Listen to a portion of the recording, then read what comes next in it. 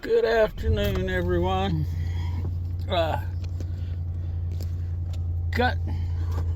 don't want to see me that close, do you? I got to stop and get gas today. But anyway, it's another beautiful day here. It's a little cloudy. I'm still wearing my sunglasses. Got to be cool. But anyway, I've got some information about eggs. Okay, so here's the deal. I found an article that was reposted by a local radio station to me, KZRG News Talk.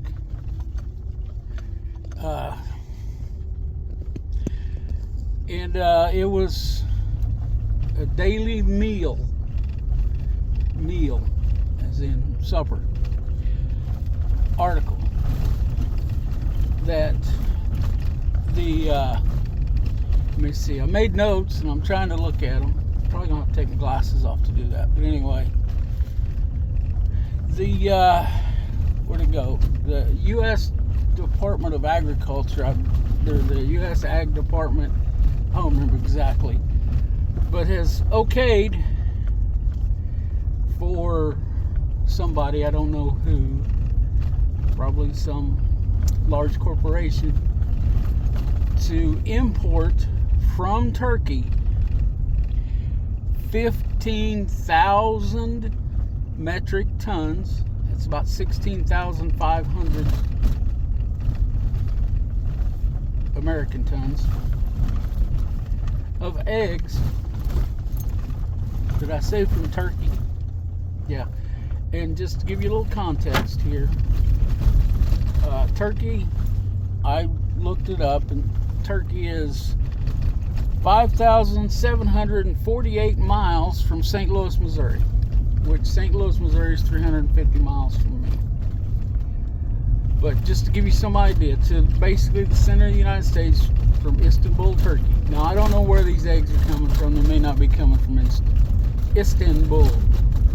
Istanbul is a city in Turkey, the country of Turkey. And I tried to get some information as to how they raise their chickens there, but yeah, that was just not good. It told me how to raise, I kept getting information on how to raise chickens with turkeys. That's not what I was looking for. But anyway, like I said, I made notes. And I'm struggling here with things. This road's rough. The phone won't stand up on its own. So, okay. And by the way, do not try this at home. I'm kind of goofy. Okay. I'm going to give you some numbers here. Let me take these glasses off. I'm going to have to give up being cool. Alright. Since 2022, and it did not say what date in 22, but 123 million hens have been euthanized because of this bird flu. That is 970 flocks in 17 states. Okay, this deal with Turkey, where they're going to bring in the 15,000 metric tons of eggs, is a $26 million deal for Turkey. So $26 million of our money is going to go. If you buy these eggs, and I would like to see, and I couldn't find it anything, and I kind of ran out of time on my research, but I'd kind of like to see if they're going to label those a product of Turkey. Probably not.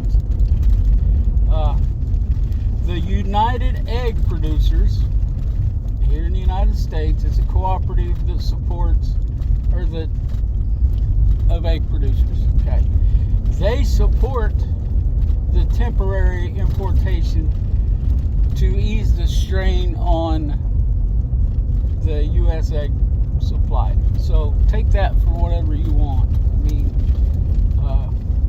I don't especially like it. And I also read in this article that the Waffle House and several other restaurants are adding surcharges to their prices. So, again,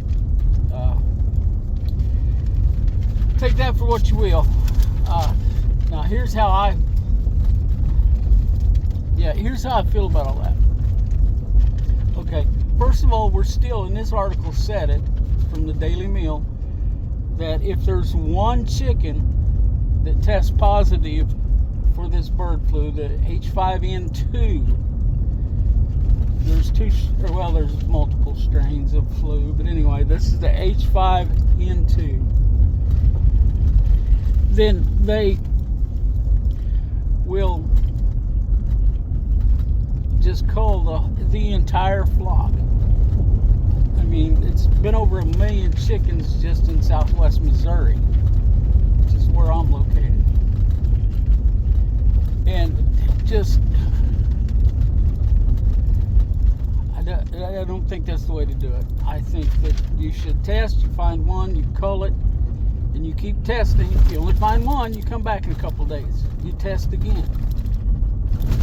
And, you know, because we know from the other little episode we have back starting about late 2019, you know, and from just life in general, that herd immunity is better than vaccinations. So that brings me to the second part, where I got to doing some research. The United States Ag Department has granted a conditional license to Zoetis, Zoetis. They're a vaccine manufacturer. They have granted them a conditional license for the H5N2 bird flu. And it works against the H5N1, which, according to that article, the N2 is part of the N1. So, I don't know. And they claimed that it met, in quotation marks, this was in the story, and I got this story from NBC News, but in quotation marks, it said, quote, reasonable expectations, unquote, of effectiveness. So take that for what you will, too. It's just, you know, I'm like, I'm not sure that we need more vaccines. We need some honest research, I believe, on what happens if we do it like I said. We test, cull the ones that are sick, and then test again in a few days. But that's the only way we're going to really solve this problem. We're not going to solve it by another vaccine that is rushed into production. And we're taking some manufacturer's word that it's effective.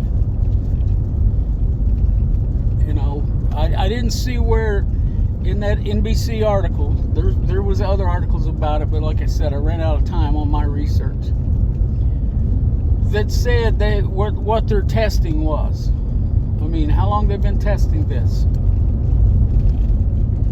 So, I mean, to me, it's crazy that in less than 3 years, we've culled millions of birds. My paper is crazy. 123 million hens. Now, that's just the egg layers. That doesn't include the meat birds that have been killed. Where's all the animal rights people on this one? You know? And I think a problem here is corporate farming. These confined animal farming operations, I believe that's what CAFO stands for, CAFO. But I honestly think that that's part of the problem. And I know that there's people that right now they're like, oh, we can't feed the people we need to feed without that business model. I beg to differ. I think we could. Without that business model, there would be more people raising animals for whatever.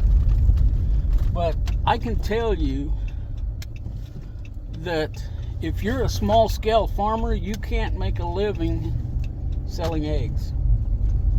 They're just, if you're selling a couple dozen eggs a day even, you're not going to make any money. You're just going to offset your feed bill a little bit.